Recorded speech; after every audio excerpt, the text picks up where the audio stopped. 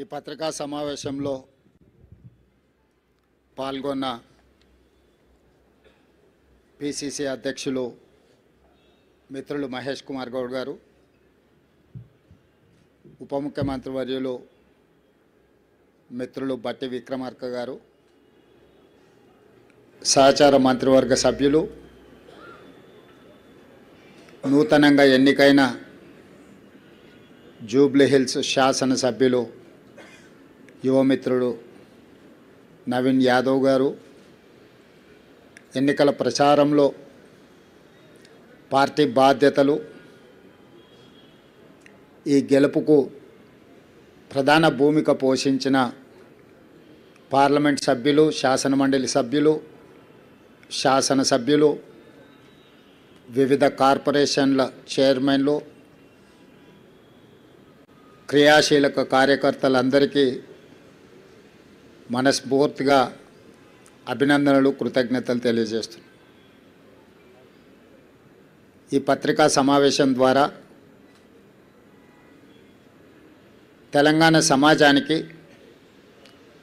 Congress party కార్యకర్తలకు ఈ గెలుపులో మాకు అండగా నిలబడ్డందుకు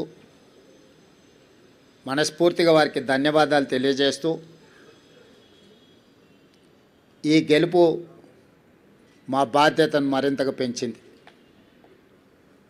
2 సంవత్సరాలు పూర్తి చేసుకుంటున్న సందర్భంలో హైదరాబాద్ నగరంలో సాధారణ ఎన్నికల్లో మాకు పెద్దగా సానుకూలమైన ఫలితాలు లేని సందర్భంలో ఇప్పుడు ప్రజలు అండగా నిలబడి కాంగ్రెస్ పార్టీని ఆశీర్వదించి తెలంగాణ రాష్ట్రాన్ని సంక్షేమంలో, అభివృద్ధి కార్యాచరణలో ముందుకు వెళ్ళండి, బాధ్యతతో ఈ కార్యక్రమాలను నిర్వహించండి అని చెప్పి మమ్మల్ని ఆశీర్వదించడం జరిగింది. దీన్ని ప్రజల యొక్క ఆశీర్వాదంగా, దీన్ని ఒక బాధ్యతగా కాంగ్రెస్ పార్టీ నాడు స్వీకరించడం జరిగింది. ఎన్నికల్లో నెగ్గితే ఉప్పొంగిపోవడం, ఓడిపోతే కుంగిపోవడం అనేది కాంగ్రెస్ పార్టీకి తెలీదు. కాంగ్రెస్ పార్టీకి తెలిసిందల్లా ప్రతిపక్షంలో ఉంటే ప్రజా సమస్యల మీద పోరాటం చేయడం, ప్రభుత్వంలో ఉంటే ప్రజా సమస్యల్ని పరిష్కరించడానికి నిరంతరం ప్రయత్నం చేయడమే కాంగ్రెస్ పార్టీకి తెలుసు. అందుకే శతాబ్దం పైగా ప్రజల ఆశీర్వాదంతో మనుగడ సాధిస్తుంది కాంగ్రెస్ పార్టీ. అంటే ఈ సూత్రాన్ని తూచా తప్పకుండా పాటించడం వల్లనే ఎన్ని ఒడిదుడుకులు వచ్చినా, ఎన్ని గెలుపు ఓటములు వచ్చినా కాంగ్రెస్ పార్టీ ఇంకా ప్రజల మధ్యన మనుగడ సాధిస్తున్నది.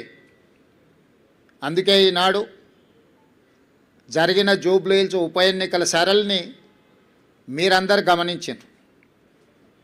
ఇందులో ప్రజలు విలక్షణమైన తీర్పునివ్వడమే కాకుండా పోలైన ఓట్లలో 51% కాంగ్రెస్ పార్టీకి ఓటు వేయడం ద్వారా ఎప్పుడూ లేనంత బలం, ప్రజాబలం ఈనాడు కాంగ్రెస్ పార్టీకి వచ్చింది, కాంగ్రెస్ పార్టీకి చెందింది. ఈ ఎన్నికల్లో దాదాపుగా 51% ఓట్లు కాంగ్రెస్ పార్టీకి, 38% ప్రధాన ప్రతిపక్షమైన బీఆర్ఎస్ పార్టీకి, 8% భారతీయ జనతా పార్టీకి ప్రజలు ఓట్లు వేయడం జరిగింది. దీని ద్వారా ఎవరి పాత్ర ఏంది, గత 2 సంవత్సరాల నుంచి ప్రజలు నిశితంగా గమనించి ఒక నిర్ణయానికి వచ్చి ఈనాడు ప్రజలు ఈ విధమైన తీర్పును ఇవ్వడం జరిగింది. అందుకే ఈనాడు ఈ బాధ్యతను తీసుకొని ముఖ్యంగా తెలంగాణ రాష్ట్ర బడ్జెట్లో 60 నుంచి 65% ఆదాయము ఈ జంట నగరాల నుంచి, ఈ ప్రాంతం నుంచే మన ప్రభుత్వానికి వస్తున్నది. ఇక్కడ వస్తున్న ఆదాయాన్ని రాష్ట్రం నలుమూలల సంక్షేమం కోసం, అభివృద్ధి కోసం ఖర్చు పెడుతున్నాం. ఈ నగరాన్ని కాపాడుకోవడం, ఈ నగరాన్ని అభివృద్ధి చేసుకోవడం, ఈ నగరంలో నివసిస్తున్న ప్రజలకు మౌలిక వసతులను అభివృద్ధి చేయడం, ఉద్యోగ ఉపాధి అవకాశాలు పెరగడానికి అవసరమైన ప్రణాళికలు రచించడం అనే దాన్ని పూర్తి స్థాయిలో మా ప్రభుత్వం నిర్వహిస్తుంది. నేను ఎన్నికల ముందు చెప్పిన ఈనాడు గెలిచిన సందర్భంగా మీ ద్వారా ప్రధాన ప్రతిపక్ష పార్టీకి, కేంద్రంలో అధికారంలో ఉన్న భారతీయ జనతా పార్టీకి కూడా సూచన చేస్తున్నా.